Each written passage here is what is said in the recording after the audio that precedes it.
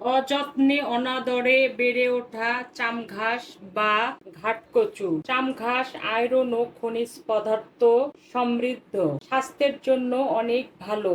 আজ থাকছে চাদা মাছ দিয়ে চামঘাসের জনপ্রিয় ভর্তা।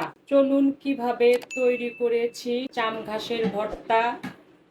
যা লাগছে মেইন উপকরণ আমাদের চামঘাস এখন সবখানেই পাওয়া যায়, বাড়ির আনাচে কানাচে, বাজারে, ছোট বড় সব বাজারেই এখন চামঘাস পাওয়া যায়। আজকে তৈরি করব চাদা মাছ দিয়ে চামঘাসের ভর্তা।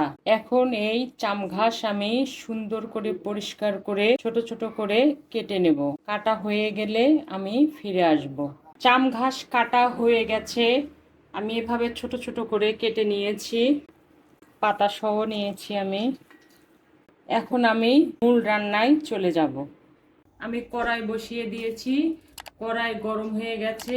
আমি সাদা তেল দিব না, আজকে সরিষার তেল দিচ্ছি। সাদা তেল দিয়েও এই ভর্তাটি অনেক সুস্বাদু হয়।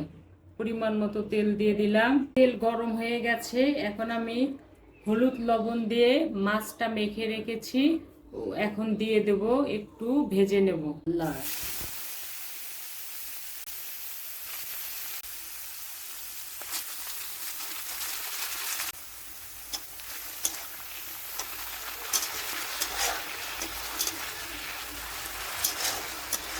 মাছটা যেহেতু আমি ভর্তা করব, একটু ভেজে ভেজে নেব, ভাজা ভাজা করব।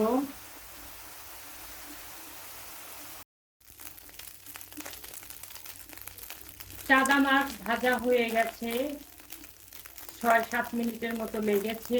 এখন আমি উঠিয়ে নেব।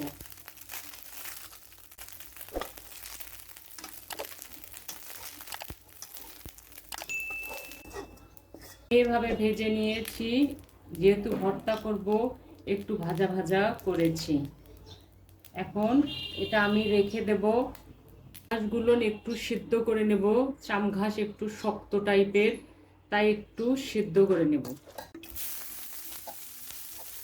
কড়াইয়ে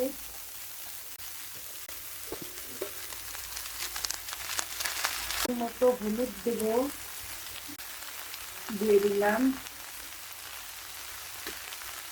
লবণ, দিলাম স্বাদ অনুযায়ী, 3 টুকরা আদা দিলাম, রসুন দিলাম পরিমাণ মতো,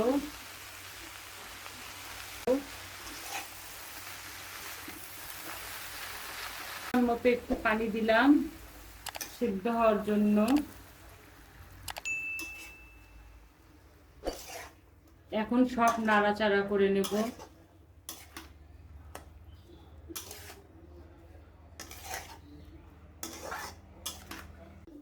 ঢেকে দিলাম সিদ্ধ হওয়ার জন্য, সিদ্ধ হলে ফিরে আসব। দিলাম চামঘাস গুলো সিদ্ধ হওয়ার পরে এখন আমি জাল অফ করে দেব। অন্য কড়াইয়ে আমি চামঘাস সহ আমি কিছু রসুন এখান থেকে উঠিয়ে রেখেছি, 2 টুকরা আদা উঠিয়ে রেখেছি। এখন রসুন, পেঁয়াজ, কাঁচামরিচ তেলের ভিতরে ভেজে নিয়ে এই চামঘাসগুলো ওই কড়াইয়ে দিয়ে আবার নতুন করে ভাজবো। এতে করে ভর্তাটা খেতে অনেক মজা হবে, আর একটা খাওয়ার সময় সুন্দর একটা ঘ্রাণ চলে আসবে। ডাল দিয়ে দিলাম। কড়াই গরম হলে আমি ফিরে আসব। কড়াই গরম হয়ে গেছে, এখন আমি পরিমাণ মতো সরিষার তেল দিয়ে দেব। কাঁচা মরিচ, পেঁয়াজ, রসুন আর আদা উঠিয়ে রেখেছিলাম, ওগুলো দিয়ে দেব। ভর্তাটা এভাবেই করতে হবে, এভাবে করলে স্বাদটা বেশি হয়, খেতে অনেক সুস্বাদু হয়।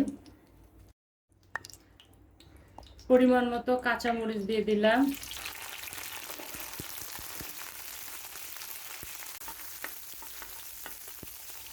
পেঁয়াজ দিয়ে দিলাম, রসুন একটু পরে দেব, যেহেতু রসুন আমি একটু সিদ্ধ করে নিয়েছি। ভর্তায় পেঁয়াজ একটু কম দিতে হয়, না হলে ভর্তা পানসে পানসে হবে। আমি উঠিয়ে রাখা রসুন আর আদা দিয়ে দিলাম।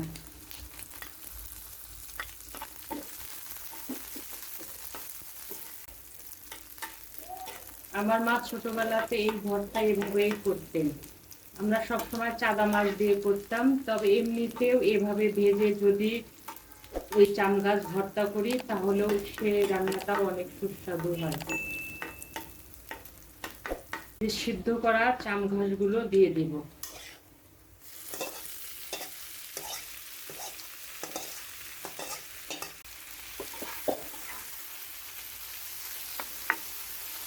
সব কিছু একসঙ্গে কিছু সময় ভেজে নেব।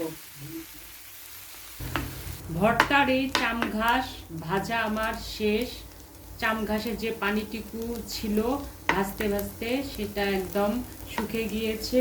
এ পর্যায়ে আমি মাছ তুলে রেখেছিলাম, এ পর্যায়ে আমি দিয়ে দিলাম। এখন আমি বেশি ভাজবো না,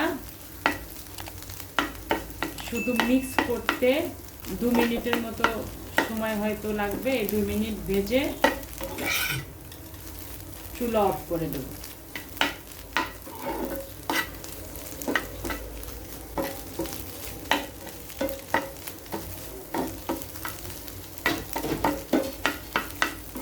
রান্নাঘর একদম মোমো করছে।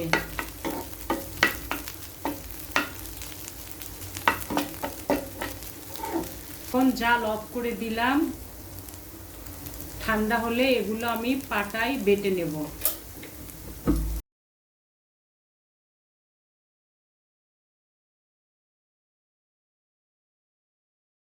একবার এভাবে তৈরি করে দেখুন, ইনশাল্লাহ ছোট বড় সবাই থালা মুছে খাবে। হয়ে গেল চাদা মাছ দিয়ে চাম ঘাসের জনপ্রিয় ভর্তা। আমার এই ভর্তার রেসিপি যদি ভালো লেগে থাকে তাহলে please subscribe, like, comment, share করে আমার সঙ্গে থাকবেন। ভালো খান, সুস্থ থাকুন। ইনশাল্লাহ আবার দেখা হবে। আল্লাহ হাফেজ।